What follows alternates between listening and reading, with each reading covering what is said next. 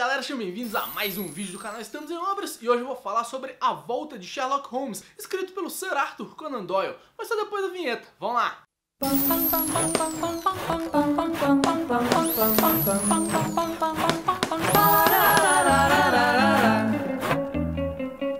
Prosseguimento ao meu projeto de ler e falar sobre todos os livros de Sherlock Holmes, chegou a vez de falar sobre o terceiro volume publicado pela Zahara aqui no Brasil. Esse livro aqui foi publicado em março de 1905 e conta com 13 histórias, que foram lançadas entre setembro de 1903 e dezembro de 1904. Conan Doyle tinha publicado O Cão dos Baskerville entre os anos de 1901 e 1902, 8 anos depois da morte do Sherlock Holmes em As Memórias de Sherlock Holmes e no conto O Problema Final. Só que O Cão dos Baskerville é uma história que se passa antes da morte do Sherlock, então não contava muito como um retorno do detetive. Isso aconteceu de fato só em 1903. Tanto que há toda uma discussão entre os estudiosos sobre o que aconteceu com o Holmes entre o momento que ele caiu nas cataratas de Reichenbach até o momento que ele retornou no primeiro conto aqui desse livro. A história oficial é que ele passou um tempo viajando para poder derrotar o que restava da quadrilha do Moriarty. Algumas pessoas acreditam nisso, outras não acreditam. Tem estudiosos que falam que ele realmente viajou pelo período que ele falou, porém não viajou pelos lugares que ele falou. Outras pessoas falam que a morte dele foi completamente falsa e que ele continuou atendendo de boa lá em Baker Street. E tem aqueles que defendem que o Holmes realmente morreu nas cataratas de Reichenbach e dizem que uma pessoa substituiu ele, que ele tem um sósia vivendo na sociedade. Além disso, esse período que o Holmes ficou fora também marca o fim do casamento do Watson. A teoria mais aceita é que a esposa dele, a Mary, ela acabou morrendo de tuberculose. E talvez esse seja um dos grandes pontos de virada da quarta temporada da série Sherlock, a série britânica Sherlock. Vamos aguardar, mas eu acho que é exatamente essa a grande surpresa da história. Enfim, uma curiosidade sobre esse livro aqui é que quando ele foi lançado em 1903, o Holmes já estava cronologicamente aposentado. Ele aposentou, se eu não me engano, em 1903 mesmo, e a partir daí ele teria dado autorização para o Watson revelar as histórias novas dele. Apesar disso, a estrutura continua aquela estrutura clássica das obras do Conan Doyle. Ele vai primeiro começar com uma abertura fria feita pelo Watson, vai apresentar o problema com o cliente, vai começar a investigação, o Holmes vai deixar a gente no escuro e depois disso vai apresentar o resultado do caso. São poucos que fogem desse esqueleto e quando fugir do esqueleto eu falo pra vocês. E a última coisa sobre esse livro como um todo é sobre a edição da Zahar, né? Que essa aqui é a primeira edição das 3 já lançadas que não traz nenhum texto auxiliar. É lógico que ela continua com as várias ilustrações, as várias notas de rodapé, mas ela não traz nenhum texto auxiliar aqui como as outras tinham. Dito isso, a gente pode falar do primeiro conto.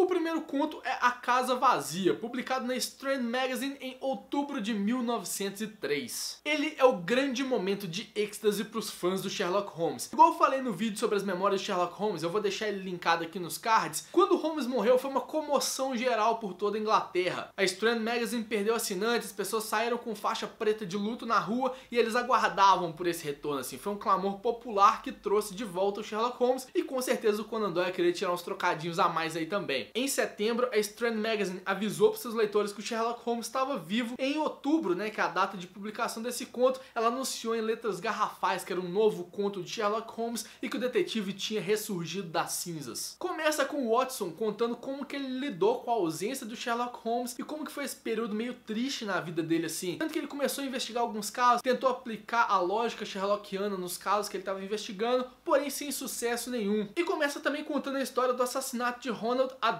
que é filho de um conde e que morreu com um tiro de um revólver silencioso no terceiro andar de um prédio, sendo que a sala que ele estava trancada por dentro. Só que o caso não é o mais importante aqui, lógico que não é, porque esse é o conto que marca o retorno de Sherlock Holmes e conta por que ele ficou fora e por que ele se fingiu de morto por tanto tempo. E ele fez isso tudo para acabar de vez com a gangue do Moriarty, acabar com aqueles criminosos que ficaram soltos. No caso, ele queria fugir especificamente da segunda mente criminosa mais brilhante de Londres, que era o coronel Sebastian Moran. Esse coronel ficou vivo e sabia que o Holmes estava vivo, então o Holmes não podia ficar tranquilo enquanto não prendesse esse cara, coisa que acontece aqui em A Casa Vazia. E um bom retorno pro detetive foi aqueles elementos clássicos que caracterizavam ele, tanto as cenas de ações, quanto os disfarces, quanto as emboscadas e até mesmo deduções lógicas aparecem muito bem aqui em A Casa Vazia. É um baita retorno.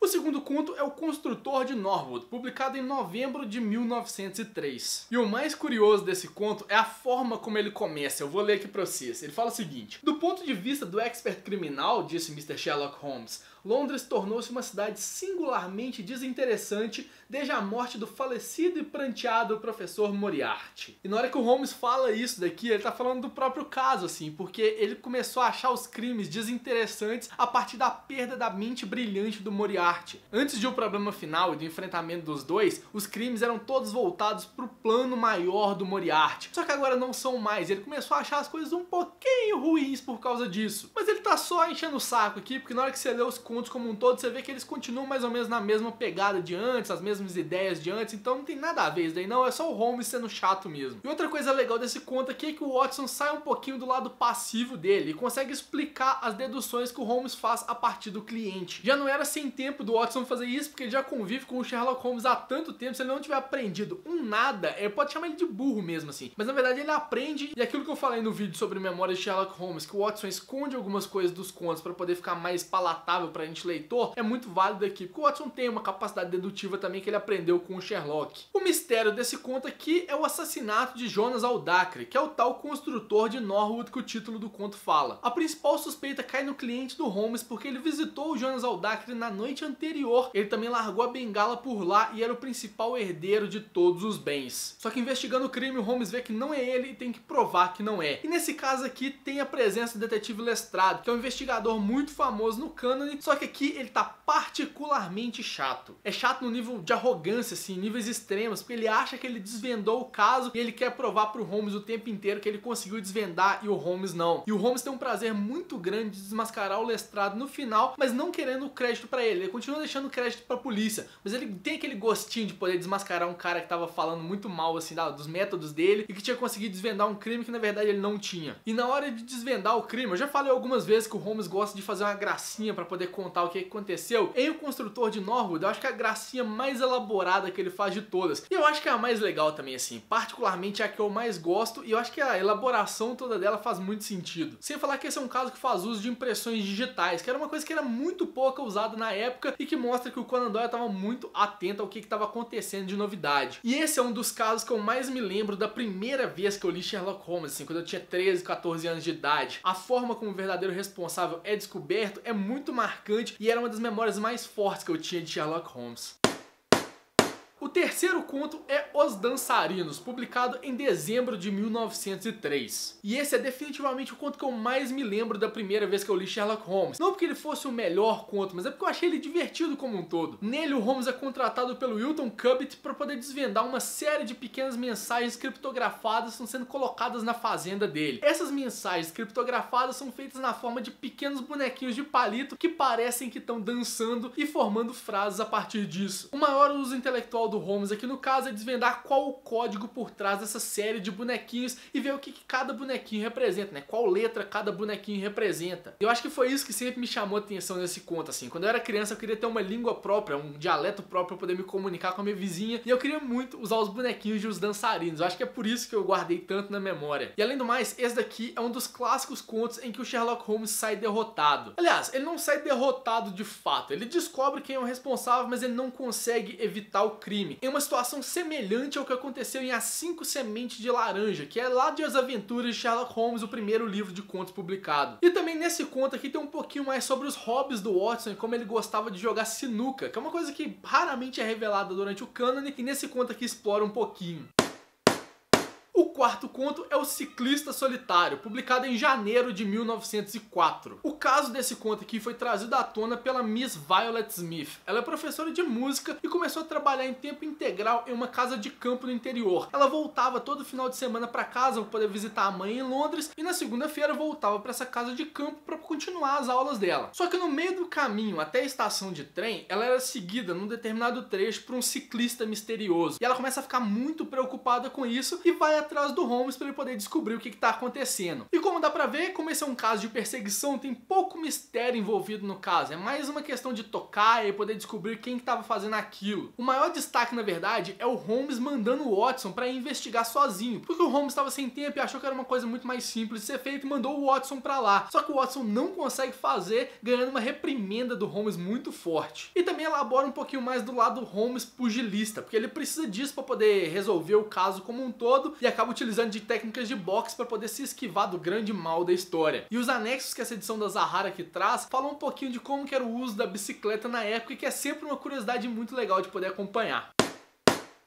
O quinto conto é A Escola do Priorado, publicado em fevereiro de 1904. Esse talvez seja um dos contos mais tensos aqui do livro, porque ele começa de uma forma bem tranquila, bem simples, mas vai num crescente bem forte até chegar na revelação final, que é muito surpreendente. Tudo começa quando Holmes e o Watson encontram o professor Thornycroft Huxtable deitado no tapete deles em forma de urso. Deitado não, na verdade, ele estava desmaiado no tapete, desmaiado por causa de exaustão. Quando eles vão tentar descobrir o porquê, o professor conta que um dos alunos de família mais importante da escola está desaparecido junto com um professor dele. E o que começa com um simples caso de desaparecimento ou talvez sequestro, desenvolve para um homicídio e também para um drama familiar muito forte no final. E a resolução do caso envolve tanta coisa, é tão complexa, que o Holmes deixa ela simplesmente pra lá. Ele não conta tudo pra polícia e deixa elas por elas mesmas, ok? Resolver ali tá tudo certo. E é o segundo caso seguido que envolve bicicletas. Enquanto no Ciclista Solitário ele era só um elemento na trama, aqui a bicicleta é fundamental para a resolução do mistério. Então tem toda uma série de deduções a partir de bicicletas que são fundamentais para o Holmes descobrir o que raio estava acontecendo. Inclusive, muitos estudiosos da obra do Conan Doyle passaram a limpo todas as resoluções do Holmes sobre as bicicletas. Alguns concordam, alguns discordam, e é alvo de muita controvérsia mesmo. O sexto conto é Black Peter, publicado em março de 1904. Esse é um conto que foge um pouquinho daquela estrutura clássica que eu falei no início do vídeo, porque ele já começa no meio da investigação, com o Holmes já em mãos, com vários dados sobre o caso e podendo desvendar várias coisas já desde o início. Só que o caso não foi dado diretamente ao Holmes, ele estava pesquisando por conta própria mesmo, até que o detetive Stanley Hopkins, que é um detetive que está muito presente aqui nesse volume de A Volta de Sherlock Holmes, até que ele vai até o Holmes e apresenta o caso e leva o detetive e o Watson para poder conhecer a cena do crime e ver o que estava acontecendo. No caso, a investigação gira em torno do assassinato do capitão Peter Carey, que é conhecido como o tal Black Peter do título. Ele vivia numa casa de campo com a esposa e com a filha, só que ele tinha muito problema com bebida e com agressão. Então as duas mulheres da casa ficavam meio com um pé atrás com relação a ele. E ele tinha uma casinha no quintal que ele gostava de ficar sozinho lá dentro, ninguém podia entrar, que simulava o interior de um navio. Ele foi encontrado morto dentro dessa casinha com um arpão enfiado no meio do peito e prendendo ele na parede. Esse é um caso que dá vontade de bater na polícia o tempo inteiro, porque até eu que não sou detetive, eu sabia que a pista que eles estavam perseguindo estava completamente errada, que era óbvio que a pista estava errada. O suspeito que eles estavam perseguindo não tinha condições de ter cometido o crime, por mais que alguns dados batessem aqui e ali, ele simplesmente não tinha condições e a polícia não enxergou isso. O trabalho do Holmes é um trabalho de investigação muito digno, que ele consegue fazer muito bem o papel do detetive clássico, e a gente não pode esquecer que as duas figuras envolvidas aqui, tanto o assassino quanto aquele que foi assassinado, são duas figuras detestáveis. Nenhum dos dois valia nada. A gente fica o tempo inteiro assim torcendo para os dois se fuderem completamente, que é o que ocorre aqui no conto. O sétimo conto tem o título de Charles Augustus Milverton, que foi lançado em abril de 1904. Esse conto apresenta uma das figuras mais detestáveis e inteligentes pra mim, no cânone inteiro, que é o tal Charles Augustus Milverton do título. Ele é um chantagista profissional. Ele coleciona segredos de diversas pessoas da alta sociedade e quando esses segredos podem fazer mal pra alguém, ele vai e chantageia essa pessoa pra ganhar muito dinheiro em cima. O Holmes precisa lidar com ele pra poder resgatar algumas cartas que uma noiva imprudente mandou e que poderiam comprometer o futuro casamento dela. Só que o Holmes e o Charles Augustus Milverton não entram em um consenso sobre essas cartas e o Holmes começa a usar de artifícios não ortodoxos para poder conseguir elas. E esses meios não ortodoxos envolvem quebrar a lei. E eu acho que é o primeiro conto em todo o cânone que o Holmes definitivamente quebra a lei a seu próprio favor. Ele invade a casa do cara, rouba documentos, queima documentos e se torna testemunha de um assassinato que acontece lá dentro. E ele simplesmente não vai na polícia para poder testemunhar e inclusive quando a polícia vai atrás dele para poder investigar o caso, ele vira e fala tipo, não tô afim de investigar isso aí não, isso aí ainda bem que morreu esse cara. É um comportamento muito diferente do Holmes que a gente vê aqui e por isso esse conto é tão interessante, porque ele traz uma faceta completamente diferente com um antagonista muito foda. O oitavo conto é Os Seis Napoleões, publicado em maio de 1904. E de todo o livro aqui, esse é o caso mais simples de ser desvendado. Lógico, pelo menos até onde as evidências são mostradas pra gente. A gente consegue acompanhar o Holmes até determinado ponto e é muito fácil acompanhar o raciocínio dele. Porém, depois ele precisa fazer uma investigação própria e a gente perde completamente o fio da meada até ele apresentar tudo pra gente no final. Nesse caso, o investigador Lestrade vai até Baker Street para poder consultar o Holmes sobre uma série de arrombamentos que estão acontecendo e que esses arrombamentos têm uma coisa em comum. Sempre que o ladrão entra lá, ele quebra estátuas de Napoleão. É um caso que vai se assemelhar muito com o Carbúnculo Azul que eu falei lá nos Aventuras de Sherlock Holmes. Vou deixar o vídeo aqui nos cards para vocês poderem ver. Ele difere apenas na forma como Holmes vai investigar o assunto, sendo que a motivação e a forma como acontece o crime é exatamente a mesma. Ele também revela um segredo do Holmes que a gente já sabia, que eu já falei várias vezes aqui, que o Holmes tem tendência a fazer showzinho na hora de exibir o resultado do crime. E apesar de a gente já saber, é a primeira vez que o Watson fala realmente sobre isso. Inclusive vou ler o trecho aqui pra vocês, que ele fala o seguinte: no estradinho ficamos em silêncio por um momento. Depois, no impulso espontâneo, ambos começamos a aplaudir como no clímax bem elaborado de uma peça teatral. Um rubor afluiu às faces pálidas de Holmes e ele se curvou para nós como um dramaturgo consumado que recebe homenagens de seu público. Era nesses momentos que, por um instante, ele deixava de ser uma máquina de raciocinar e revelava seu apreço humano pela admiração e o aplauso. Não é a primeira vez que o Holmes vai fazer isso aqui, não é a última vez que ele vai fazer, mas só nesse caso que o Watson decidiu contar pra gente como que o Holmes reagiu. E é também um conto que mostra como que a imprensa é facilmente manipulável pelo Holmes. É a primeira vez que o Holmes planta uma informação falsa na imprensa, mas não é a última vez que ele vai fazer isso. Tem outros contos também que ele usa a mesma estratégia. E o pior é que ela se mostra completamente acertada, porque sempre dá certo a coisa que ele faz. O nono conto é Os Três Estudantes, publicado em junho de 1904. Se eu falei que Os Seis Napoleões era o crime mais fácil de ser desvendado, esse Os Três Estudantes é o crime com a motivação mais simples de todas. E ele se difere de outros contos porque aqui o Holmes está sendo muito grosso com o cliente, coisa que ele geralmente não é. Ele geralmente é grosso só com a polícia, com o cliente ele trata as mil maravilhas. Aqui não, aqui ele trata o cliente de uma forma mais rude. Isso é explicado porque ele estava imerso em outro tipo de investigação quando esse cliente apareceu para ele e pediu para ele investigar uma coisa muito banal. Esse cliente era o tutor e professor Hilton Soames, que foi até o Holmes para descobrir qual dos alunos dele tinha conseguido entrar na sala e copiar a prova que ia acontecer no dia seguinte. Uma prova muito importante que ia acontecer no dia seguinte, que ia dar direito a uma bolsa muito importante dentro da faculdade. A resolução do caso também é muito tranquila para o Holmes. Ele passa a maior parte do tempo, na verdade, coletando provas para poder mostrar para esse professor quem foi o aluno responsável pelo caso. No final, na hora que ele mostra todas as provas que ele reuniu e mostra como que foi o caminho de todas as deduções, o conto se torna um conto muito interessante, principalmente por causa desse finalzinho mesmo, pela forma como Holmes conta e como que todos os fatos mostrados até então desencadeiam no resultado. O décimo conto é o Pince-Nez de Ouro, publicado em julho de 1904. Ele é um dos contos que eu acho mais legais aqui no livro, porque ele exige bastante da capacidade dedutiva do Holmes sem nem sair de um espaço fechado. É outra parceria com o investigador Hopkins que acontece 4 vezes aqui durante esse livro e é um investigador pelo qual Holmes tem muito apreço. O Hopkins vai atrás do Holmes para poder ter pistas sobre o assassinato do secretário Willoughby Smith, que apareceu morto no gabinete do professor com quem ele trabalhava junto. O problema é que essa casa de campo em que eles moram é bem distante, o professor está entravado numa cama e nenhum dos outros criados da casa conseguiu ver nada. Então a principal característica desse conto é a falta de pistas. É uma coisa que aconteceu bem parecida em Silver Blaze, que foi o primeiro conto de As Memórias de Sherlock Holmes, que a falta de um acontecimento é mais significante do que o acontecimento em si. E isso é determinante aqui na resolução de O Pince-Nez de Ouro. E esse é o único caso no cânone inteiro que envolve a Rússia czarista, que era uma força muito grande na época. E eu acho que só por isso já vale a leitura desse daqui, que envolve muita conspiração russa por trás, e a resolução é uma resolução bem bacana.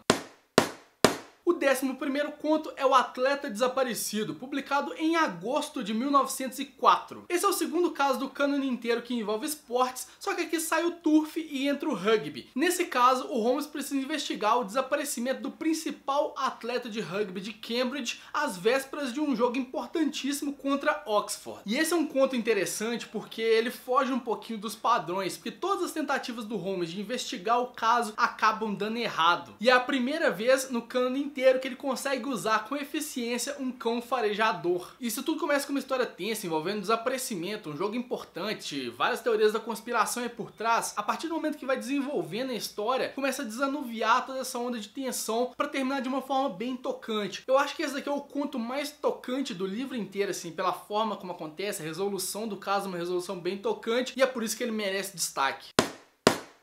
O 12º conto é A Granja da Abadia, publicado em setembro de 1904. Nesse caso, o Holmes é chamado à tal Granja da Abadia do título para poder investigar a morte de Eustace Brunkenstall, que foi golpeado na cabeça com o próprio atiçador de fogo da lareira. A explicação oficial que foi dada pela esposa, que está sendo investigada pela polícia, é que um trio de ladrões que estava rondando a região invadiu a casa, encontrou o Sir Eustace pela casa e acabou matando ele. Só que o Holmes não acredita nessa teoria e começa uma investigação paralela à da polícia. O ponto mais curioso desse caso é que a cena do crime foi completamente modificada e o Holmes começa a perceber isso e as deduções deles vão todas para descobrir por que essa cena foi manipulada. E se não fosse por causa do Holmes, é claro que a polícia não ia descobrir nada, até porque as pistas estavam muito bem encobertas ali, precisou da mente do Holmes por trás para poder ver o que tinha sido modificado. E também a última aparição do investigador Stanley Hopkins, que eu falei que é um cara importante aqui em A Volta de Sherlock Holmes, só que ele não volta a aparecer hora nenhuma mais no cânone. E esse é o caso mais claro até o momento que o Holmes faz o próprio julgamento com relação ao caso. E nesse caso ele faz um julgamento literal, ele sendo o juiz, o Watson sendo o jurado e o responsável pelo crime sendo o réu. Então tem toda uma simbologia por trás que é feita literalmente, que não era mostrada tão às claras assim nos outros contos. O 13º e último caso aqui desse livro é A Segunda Mancha, publicado em dezembro de 1904. Da mesma forma que o Tratado Naval, esse conto aqui envolve muita política internacional, sendo que se não fosse pela ajuda do Holmes, a Inglaterra ia estar muito fodida internacionalmente. Nesse conto, o Holmes é chamado pelo primeiro-ministro e pelo secretário de Assuntos Europeus para poder resgatar um documento ultra secreto que estava guardado na casa de um deles. Como o documento não foi levado aos inimigos, ninguém estava sabendo da existência do documento ainda, o Holmes suspeita que aconteceu alguma coisa nesse meio do caminho aí, no período que o documento estava na casa deles. E esse documento só vai parar nas mãos do Holmes por causa de um outro crime que aconteceu, e é o crime que dá título ao conto, né, que é o A Segunda Mancha. E esse conto se assemelha tanto com o Tratado Naval que até a resolução dele é muito parecida com o conto antigo. E também é nesse conto aqui que o Watson revela para o público em geral que o Sherlock Holmes está aposentado. Então com isso o Conan Doyle conseguiu mais uma brecha para ele poder parar de escrever sobre o Sherlock Holmes. Já tinha cansado de novo, não queria voltar a escrever e criou essa brecha do Holmes aposentado. Lógico que ele conseguiria voltar sempre contando casos antigos, mas a partir de 1903 o Holmes já estaria aposentado e os leitores precisaram esperar mais 4 anos até ter histórias novas do detetive. Então é isso, faça as coisas de sempre, curte, compartilha o vídeo, mostra pros amiguinhos, se inscreve no canal se não for inscrito. E esse aqui foi o terceiro vídeo da minha série sobre Sherlock Holmes. Você já leu A Volta de Sherlock Holmes? Já leu os outros livros? Comenta aqui, fala qual que é o seu conto preferido desse livro aqui, eu quero conversar com você sobre ele. Mês que vem tem mais, eu vou falar do 4º volume, que é o Último Adeus de Sherlock Holmes, mas até lá vai acompanhando os outros vídeos aqui do canal, beleza? Um beijo e até lá!